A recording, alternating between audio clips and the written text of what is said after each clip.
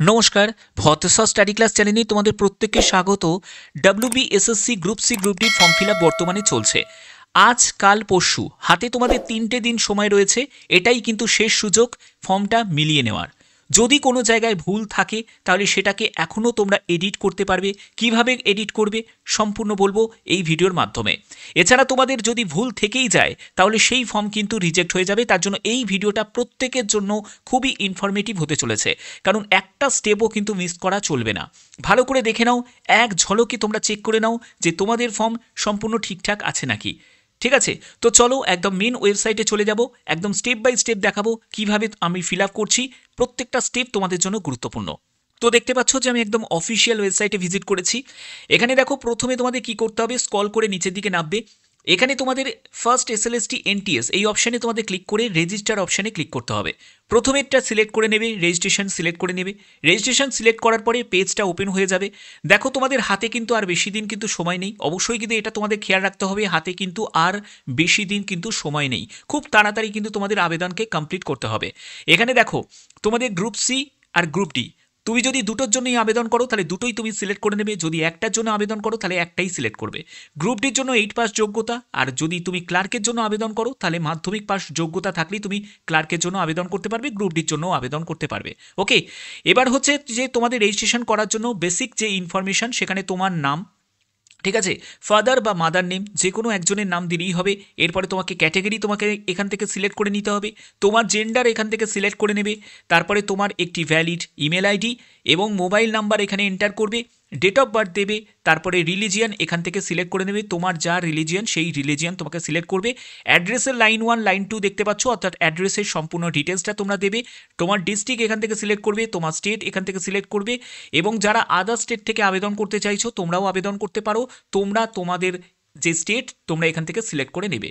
এরপরে হচ্ছে তোমার পিনকোড নাম্বারটা বসাবে। এরপরে তোমাকে একটি পাসওয়ার্ড জেনারেট করতে হবে, যে পাসওয়ার্ডটা হচ্ছে special character, small letter, capital letter এগুলো দিয়ে একটা 8 ক্যারেক্টারে, মিনিমাম 8 ক্যারেক্টারের একটা পাসওয়ার্ড বানিয়ে নেবে এবং অবশ্যই সেটাকে খাতায় নোট ডাউন করে রাখবে। ওকে, এবং সেই পাসওয়ার্ডটাকে এখানে আবার রিটাইপ করবে। তারপরে এই চেকবক্সে ক্লিক করে রেজিস্টার অপশানে ক্লিক করলেই তোমাদের রেজিস্ট্রেশনটা কমপ্লিট হয়ে যাবে। রেজিস্ট্রেশন করার পরের যে পেজটা সেটা আমি তোমাদের দেখাচ্ছি। রেজিস্ট্রেশন করার পরে তোমাদের এরকম একটি ড্যাশবোর্ড ওপেন হয়ে যাবে।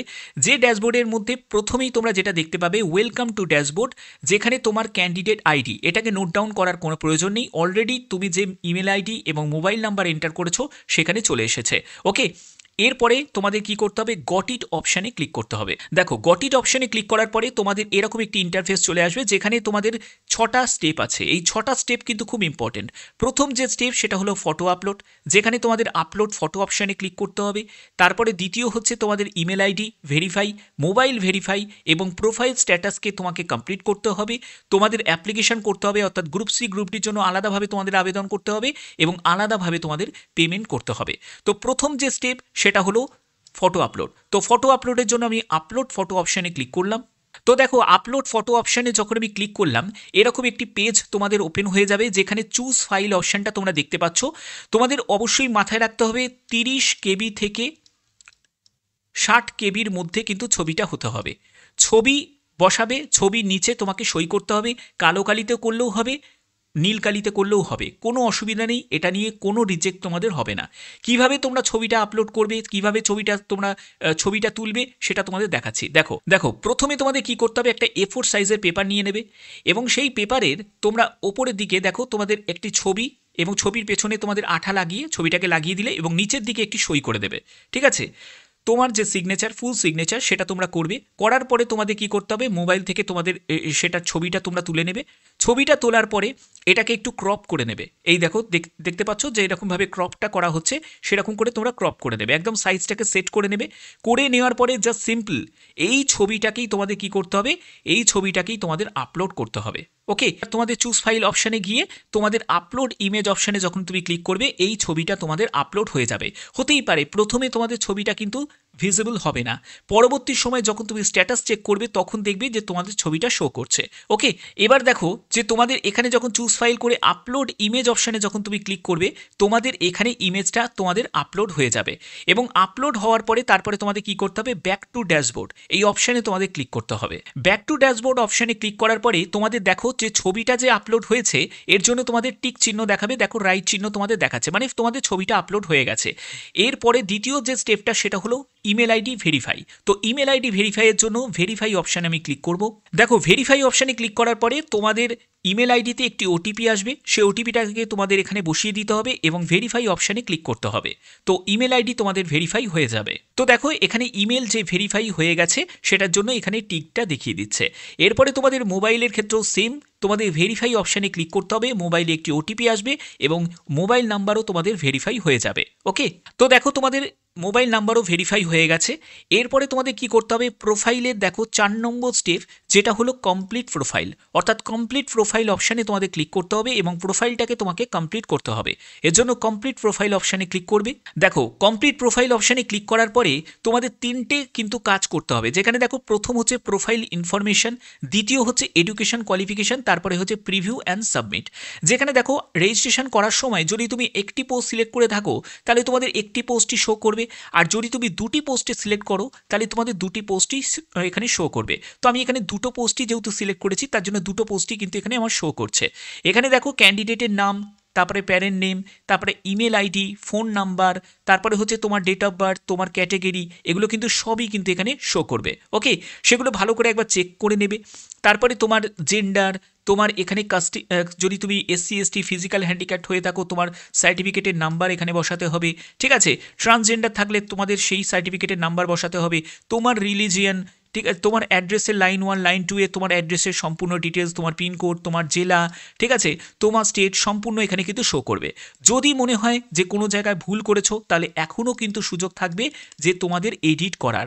একবার তুমি কিন্তু ভালো করে চেক করে নিয়ে যদি কনফার্ম হও তাহলে তোমাদের নেক্সট অপশানে ক্লিক করতে হবে। নেক্সট অপশানে ক্লিক করলে তো নেক্সট অপশানে ক্লিক করার পরে তোমাদের এডুকেশন ডিটেলসের একটি জায়গা চলে আসবে, যেখানে দেখো তোমাদের এমপি আর ওল্ড এজেস। তো তোমাদের এখানে এমপিটাই কিন্তু থাকবে, এমপিটাই থাকবে এবং তোমাদের এখানে মাধ্যমিকের যে বোর্ড সেই বোর্ড তোমাকে এখানে বসিয়ে দিতে হবে। তারপরে তোমাদের ফুল কত নম্বরের ফুল মার্কস, কত নম্বরে তোমাদের পরীক্ষা হয়েছে সেটা, তুমি কত নম্বর পেয়েছো, কত সালে তুমি মাধ্যমিক পাস করেছো এবং পার্সেন্টেজ এখানে অটো ক্যালকুলেশন হয়ে যাবে। অ্যাডিশনাল কোয়ালিফিকেশান হিসাবে তোমার যদি গ্র্যাজুয়েশন করা থাকে বা কোনো ডিপ্লোমা করা থাকে সেটা তুমি মেনশন করতে পারো, বাট নাও করতে পারো, কোনো অসুবিধা নেই। ওকে, এরপরে তোমাদের নেক্সট অপশানে ক্লিক করে দিতে হবে। নেক্সট অপশানে ক্লিক করার পরে তোমাদের প্রিভিউ ইয়োর প্রোফাইল, অর্থাৎ তোমার এখানে দেখো রিভিউ ইয়োর প্রোফাইলে তোমার এখানে ছবিটা শো করবে।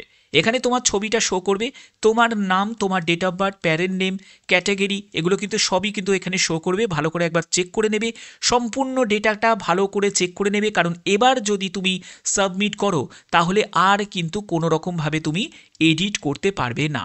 অবশ্যই তোমাদের এটা চেক করে নিলে, চেক করার পরে আই সার্টিফাইড দ্যাট এই অপশানে তোমাদের ক্লিক করে তোমাদের সাবমিট প্রোফাইল ফর্মে অপশানে তোমাদের ক্লিক করতে হবে। এটাতে যখন তুমি ক্লিক করবে তখন তোমাদের এরকম একটি শো করবে। দেখো ক্লিক করার পরেই এরকম তোমাদের শো করবে যে thank you, your profile has been submitted successfully. তো যে স্টেপগুলো তোমাদের দেখালাম আশা করি ব্যাপারটা বুঝতে পারলে। এবার তোমাদের কি করতে হবে, ব্যাক টু হোম এই অপশানে তোমাদের ক্লিক করতে হবে। দেখো ব্যাক টু হোম অপশানে যখন তুমি ক্লিক করবে এবার হচ্ছে তোমাদের আবেদনের মেন প্রসেস শুরু হলো। প্রথমে তুমি গ্রুপ সির জন্য আবেদন করবে না গ্রুপ ডির জন্য আবেদন করবে সেটা তোমাকে সিলেক্ট করতে হবে। হতেই পারে তুমি গ্রুপ ডির জন্য প্রথমে আবেদন করলে তারপরে গ্রুপ সির জন্য, তো এটাতে কোনো সমস্যা নেই। তো প্রথমে তুমি একটি পোস্ট, যে পোস্ট তুমি এখান থেকে গ্রুপ সি গ্রুপ ডি দুটো অপশান তুমি পেয়ে যাবে যখনই তুমি এখানে ক্লিক করবে, ঠিক আছে, সিলেক্ট পোস্ট নেমে। সেখানে তুমি প্রথমে গ্রুপ সি সিলেক্ট করে নিলে, করে নেওয়ার পরে দেখো তোমাদের এটা কিন্তু যারা ফ্রেশার তাদের জন্য নয়, এটা হলো যারা ফ্রেশার তাদের জন্য নয়, এটা হলো যারা মানে 2016 সালে যারা পরীক্ষায় বসেছিল তাদের দেখবে রেজিস্ট্রেশন রোল নাম্বারটা তাদের প্রয়োজন হবে, যারা এজ রিল্যাক্সেশন নিচ্ছে তাদের জন্য, ঠিক আছে। এবং এখানে হচ্ছে যারা, এটা হচ্ছে যারা এক্সপিরিয়েন্স ক্যান্ডিডেট, যারা স্কুলে অলরেডি কোনো জায়গায় কাজ করে, যাদের মানে স্কুলে কাজের অভিজ্ঞতা আছে তাদের জন্য। ওকে, এগুলো কিন্তু তোমাদের যারা ফ্রেশার ক্যান্ডিডেট তাদের জন্য মোটেই নয়। তো এই জায়গাটা কিন্তু ভুল করেও তোমরা টিক দেবে না, এটা কিন্তু শুধুমাত্র তারাই টিক দেবে। ওকে, এরপরে দেখো মিডিয়াম অফ ইনস্ট্রাকশন।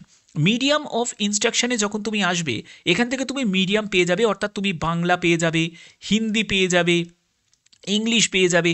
যে মিডিয়ামে তোমার পড়াশোনা আছে সেই মিডিয়ামটাই তোমাকে সিলেক্ট করতে হবে। যদি তুমি ইংলিশ মিডিয়ামে পড়াশোনা করে থাকো, তোমার বাংলা সাবজেক্টই নেই, তাহলে তুমি দেখবে ইংলিশের মধ্যে ইংলিশও চুজ করতে পারো, এছাড়া তুমি হিন্দিতেও চুজ করতে পারো যদি তোমার হিন্দিও থাকে, ঠিক আছে। এবং তার জন্য তোমাদের বলছে যে দ্য অ্যাভভ ল্যাঙ্গুয়েজ স্টাডিড ইন, অর্থাৎ তুমি মাধ্যমিকে, উচ্চ মাধ্যমিকে তোমার যে এর মধ্যে কোন মিডিয়ামটা তোমার ছিল। যদি তুমি বাংলা মিডিয়ামেই যদি মাধ্যমিক পাশ করে থাকো, উচ্চ মাধ্যমিক পাশ করে থাকো, তাহলে তুমি দুটোতেই তুমি টিক দিয়ে দেবে, ওকে, তো অসুবিধা কিছু নেই। আর যদি ইংলিশ মিডিয়ামে থাকে তাহলে তোমার দুটোতেই তুমি টিক দিয়ে দেবে, বা তুমি একটাতেও টিক রাখতে পারো, কোনো অসুবিধা নেই, ওকে। আচ্ছা, এর পরবর্তী যে স্টেপটা সেটা হলো রিজিয়ন সিলেক্ট। এই রিজিয়ন সিলেক্টের ব্যাপারটা কিন্তু খুব ইম্পর্টেন্ট, কারণ তোমাদের এখানে যখন তুমি ক্লিক করবে তখন তোমাদের ইস্টার্ন রিজিয়ন আসবে, নর্দার্ন রিজিয়ন আসবে, সাউথ ইস্টার্ন রিজিয়ন আসবে, সাউদার্ন রিজিয়ন আসবে, এরকম বিভিন্ন রিজিয়ন আসবে। তুমি যে রিজিয়ন সিলেক্ট করবে সেই রিজিয়নেই কিন্তু তোমার পোস্টিং হবে, ঠিক আছে। এবার রিজিয়নটা কি? রিজিয়নটা হচ্ছে, যেমন দেখো ইস্টার্ন রিজিয়নের মধ্যে যে যে জেলাগুলো পড়ছে, যেমন হচ্ছে বীরভূম, পূর্ব বর্ধমান, পশ্চিম বর্ধমান, হুগলি, এইসব জেলাগুলো পড়ছে।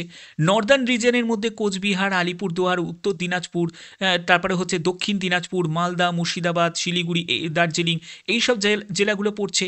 তারপরে দেখো সাউদার্ন রিজিয়নের মধ্যে কলকাতা, হাওড়া, সাউথ চব্বিশ পরগনা, এই সব জেলাগুলো পড়ছে। ওয়েস্টার্নের মধ্যে দেখো ঝাড়গ্রাম, পুরুলিয়া, বাঁকুড়া, পূর্ব মেদিনীপুর, পশ্চিম মেদিনীপুর, এই সব জেলাগুলো পড়ছে। সাউথ ইস্টার্ন রিজিয়নের মধ্যে হচ্ছে নর্থ চব্বিশ পরগনা, নদিয়া, ঠিক আছে, বারাসাত, এই সব জেলাগুলো পড়ছে। এবার তোমরা অবশ্যই কিন্তু তোমাদের জেলার নাম কিন্তু প্রত্যেকে কিন্তু কমেন্টে জানাবে, ওকে।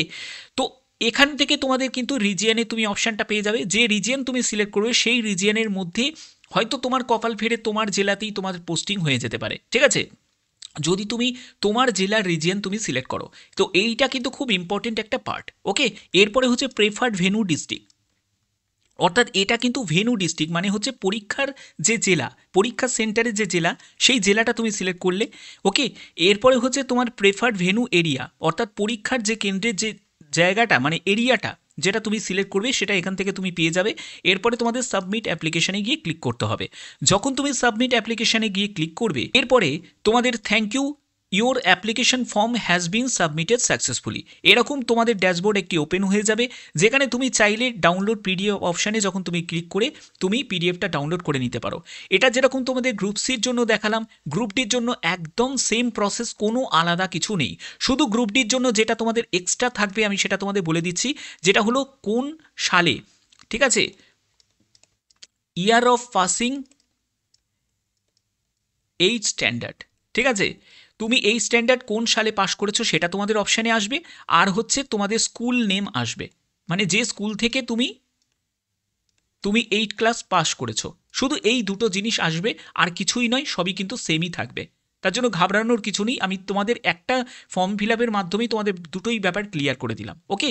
আচ্ছা, তো এবার এগুলো করার পরে তোমাদের এরকম একটি জায়গা চলে আসবে, এরকম একটি জায়গা ওপেন হয়ে যাবে, যেখানে দেখো তোমাদের ফটো আপলোড হয়ে গেছে, ইমেল আইডি ভেরিফাই হয়ে গেছে, মোবাইল ভেরিফাই হয়ে গেছে, প্রোফাইল অ্যাপ্রুভডও হয়ে গেছে, এবং তুমি যে আবেদন করেছো সেটাও কিন্তু তোমাদের হয়ে গেছে।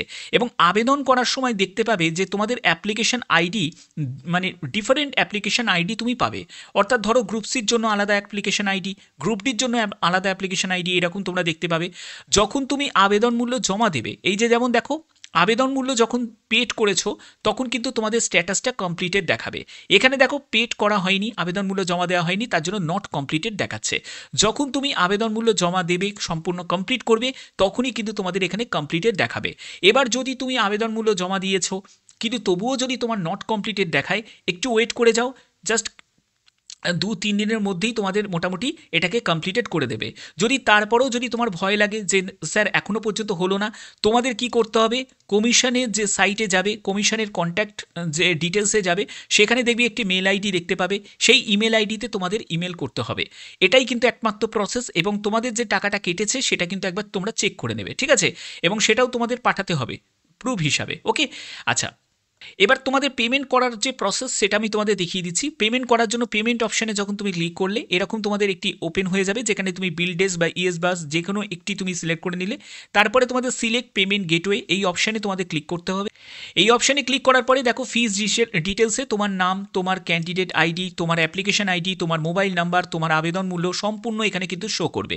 এরপরে এই পে এই অপশানে তোমাদের ক্লিক করতে হবে। এই অপশানে যখন তুমি ক্লিক করবে তখন তোমাদের এইরকম একটি পেজ ওপেন হয়ে যাবে, যেখানে তুমি যে কোনো মাধ্যমে তুমি পেমেন্ট করতে পারো এবং পেমেন্ট পে করার জন্য যে আবেদন মূল্য সেটাও কিন্তু এখানে ক্লিয়ার করা আছে।